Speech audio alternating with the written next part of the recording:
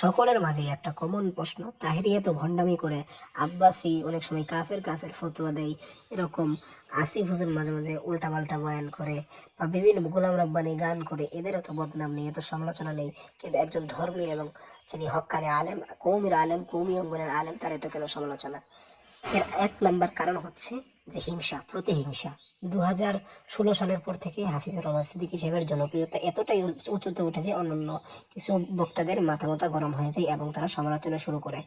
এরপর তারপর তিনি এমনভাবে ওয়াহাবিদের অর্থাৎ তিনি তারপর ওই সুন্নিদেরকে ধুলাই করেন, যারা ইসলাম নিয়ে উল্টাবাজার জিলাফি খাওয়া এসব করেন, তাদের বিরুদ্ধে কথা কন, তারা শত্রু হয়ে যায়। তারপর তারা ষড়যন্ত্র করে একজন লোক ভাড়া করে আবু বকর নামে, তাকে বলে যে হাফিজুর রহমান সিদ্দিকীর তার বউ চুরি করে নিয়ে গেছে, এরকম ভাবে বিভিন্ন মিথ্যা অপবাদ দেয়। তারপর তারা আরেকটাই করে যে ওই যে এহসান গরম, এরা ষড়যন্ত্র করে হাফিজুর রহমান সিদ্দিকীকে কষ্ট দেয়।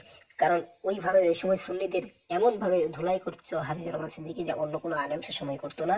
এবং এই ভয়ে তারা হুজুরকে এতটাই মানুষের সামনে নিচু দেখাতে চলেছে, এবং প্রতিহিংসা, এবং অনেকে বলে তিনি নাকি কিতাব পড়াতে পারেন না, তার জ্বলন্ত প্রমাণও রয়েছে, সেটা এখন বলবো।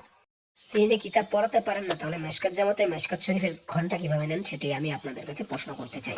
মেশকাত জামাতে কিতাব তিনি কিভাবে পড়ান? জালালাইনের তাফসিরে জালালাইন তিনি কিভাবে পড়ান যদি তার ইলম না থাকে? হ্যাঁ, তিনি বয়ানের মাহফিলে তিনি তার মতো করে বয়ান করেন। তিনি বয়ানে বলেন যে ওয়াজ মুখস্থ করে এসব বয়ানে বলা যায় না, দিলে যা আসে তাই বলতে হয়। তো এরকম ভাবে যদি হুজুরের নামে বিভিন্ন রকম সমালোচনা এইভাবে চলতে থাকলো, তারপর ইস্যু 2020, ইয়েস 2020 সালে এখন তার শত্রুরা, হাফিজুর রহমান সিদ্দিকীর শত্রুরা ভাবলো আরেকজন বড় আলেমের সাথে আরেকজন আলেমের একটি দ্বন্দ্ব লাগাই দেয়, যাতে তার শত্রুতা আরো বেড়ে যায়। যার ফলে 2020 সালে অর্থাৎ 2020 সালে মিজানুর রহমান আজহারি এবং হাফিজুর রহমান সিদ্দিকীর মধ্যে তুমুল দ্বন্দ্বের একটা কাজ করলো এই শয়তানেরা। সমালোচনা এই বলে শুরু করলো যে তিনি মিজানুর রহমান আজহারি সাহেবকে ওই দলের দালালি ছাড়, বাটপার এরকম কথা বলেছেন, অথচ সেটা তিনি একদমই বলেন নাই। ওলে বাটপার শব্দটা তিনি জামাত অর্থাৎ ওই সমস্ত মৌদুদীদের বিরুদ্ধে বলছিলেন, কিন্তু কথার প্যাচমচ কাটায় মিজানুর রহমান আজহারের মধ্যে লাগাই দেয় এবং দুই আলেমের মধ্যে বিরাট এক দ্বন্দ্ব বেজে যায়। অথচ দুইজনের মধ্যে কারো কোনো দ্বন্দ্ব ছিল না এবং দুজনের মধ্যে ভালো বন্ধুত্ব, এবং আরো নিচে নামাই ফেলা হয়। তারপরে কম চেষ্টা করেনি এই হারানারেরা, এই শয়তানেরা, যারা মাওলানা হাফিজুর রহমান সিদ্দিকী সাহেবকে মানুষের সামনে নিচু দেখানোর চেষ্টা করেছে।